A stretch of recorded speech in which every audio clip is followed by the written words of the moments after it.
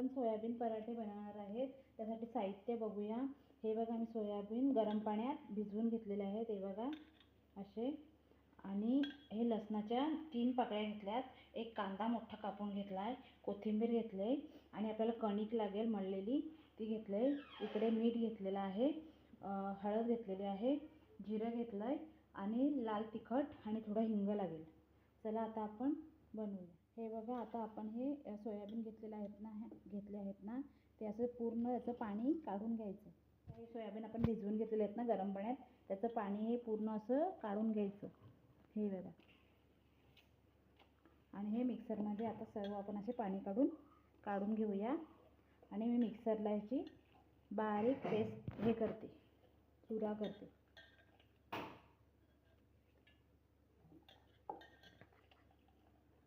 आपण आता हे पाणी काढून घेतलेलं आहे. आता मी मिक्सरला फिरवून घेते. पहिल्या पॅनमध्ये 1 पळी तेल टाकून घेतलेलं आहे मी. आणि आता त्याच्यामध्ये हे जिरं घालते थोडंसं. लगेच आपण हा लसूण कापून घेतलेला आहे तो घालून घेऊया.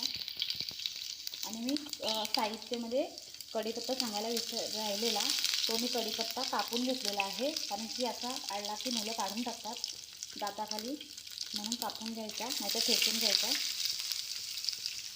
आपण मुलांच्या टिफिनसाठी ते पराठे बनवायला लावले. छान असे मुलांना खूप आवडतात. आणि आता आपल्याला हा कांदा लाल होईपर्यंत परतून घ्यायचा आहे.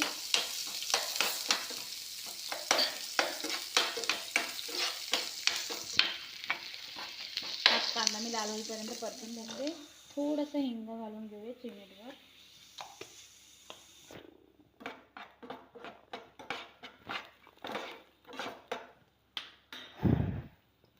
आता लगेच याच्यामध्ये अर्धा चमचा हळद घालून घेऊया.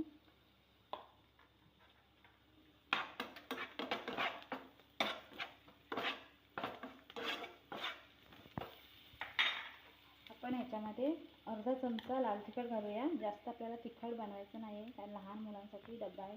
आपल्याला जर पाहिजे असेल तर आपण तिखट खाऊ शकतो.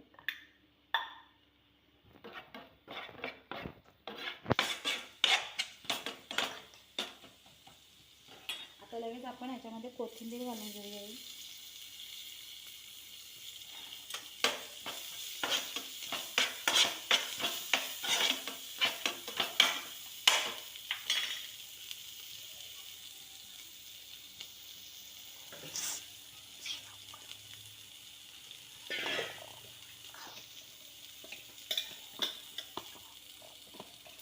आता आपण त्या मिक्सरच्या भांड्यामध्ये हे सोयाबीन बारीक करून घेतलेले ना, ते पाणी थोडंसं याच्यामध्ये घालून घ्यायचं, कारण की मग आपला मसाला असा करपत नाही आणि हा कांदा वगैरे पण चांगला शिजला जातो.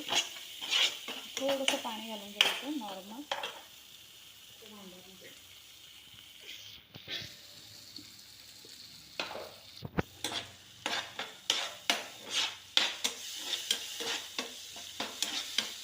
आता आपल्या बघा कांद्याला आणि कोथिंबीर वगैरे त्याला मस्त तेल सुटायला लागलेलं आहे.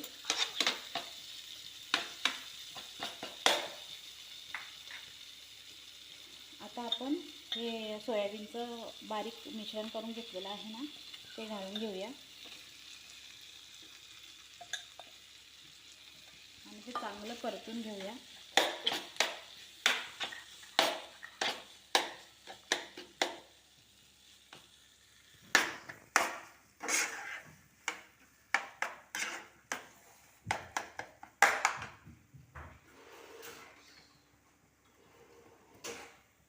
आता याच्यामध्ये आपण चवीपुरतं मीठ घालून घेऊया. आणि आता हे आपल्याला खरपूस होईपर्यंत असं परतून घ्यायचं आहे, व्यवस्थित शिजेपर्यंत. मी आता हे व्यवस्थित परतून घेते 5 मिनटं, झाकण ठेवून शिजवून पण घेते. बघा, आपलं हे सारण आता शिजलेलं आहे आणि मस्त झालेलं आहे. सुगंध पण छान सुटलेला आहे.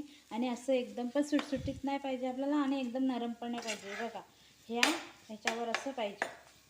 हे बघा, आता ह्याच्यामध्ये आपण थोडासा गरम मसाला घालून घेऊया, अर्धा चमचा.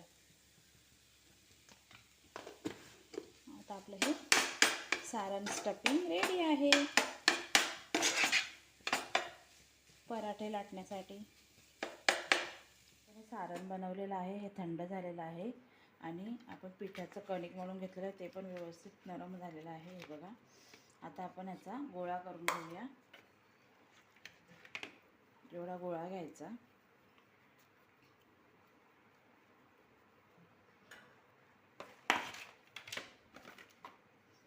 थोडंसं पीठ टाकायचं, त्याच्यामुळे आपलं सारण असते ते बाहेर नाही येत लाटताना.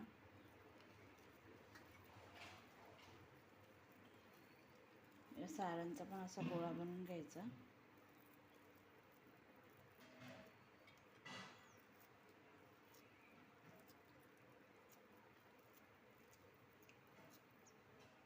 थोडंसं पीठ वरती पण घालायचं, त्याच्यामुळे आपला पराठा व्यवस्थित फुगतो. आता हे व्यवस्थित असं बंद करून घ्यायचं.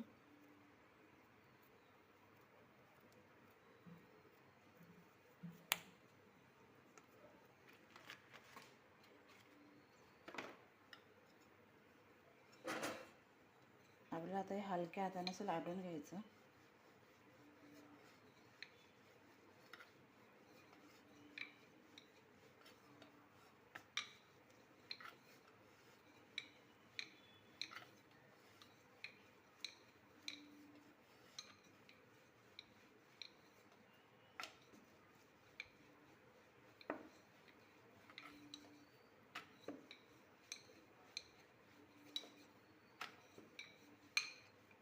हे बघा, आपला पराठा लाटून झालेला आहे. जास्त पण जाड नाही बनवायचा आणि जास्त पातळ पण नाही बनवायचा.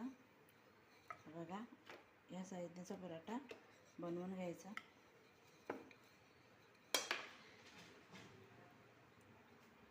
आपण पराठा लाटून घेतलेला आहे. आता खरपूस असा भाजून घेऊया.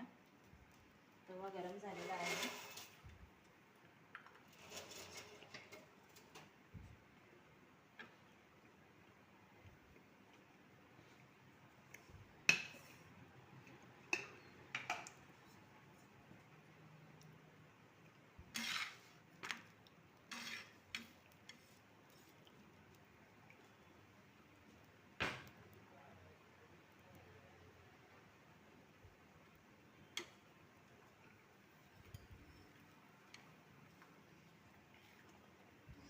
मस्त दोन्ही बाजूने खरपूस असा भाजून घ्यायचा आहे पराठा आपल्याला.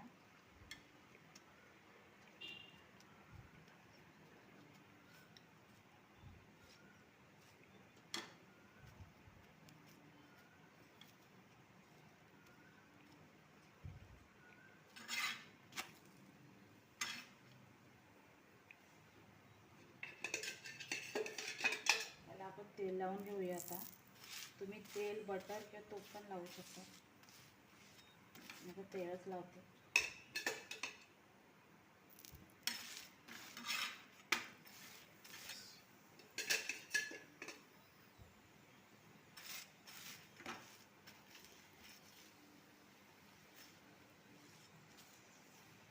आता दोन्ही बाजूने व्यवस्थित खरपूस भाजून घ्यायचा. मस्त सुगंध सुटलेला आहे पराठ्याचा. मी आता सर्व पराठे असे करून घेते. हे बघा, आपले पराठे रेडी आहेत. मस्त खुसखुशीत असे मस्त झालेले आहेत आणि छान पण लागतात आणि सुगंध पण मस्त येतो. तुम्हाला जर माझे हे सोयाबीनचे पराठे आवडले असतील तर नक्की करून बघा आणि माझ्या चॅनलला सबस्क्राईब करा, लाईक करा, शेअर करा आणि कमेंट करा. बाय.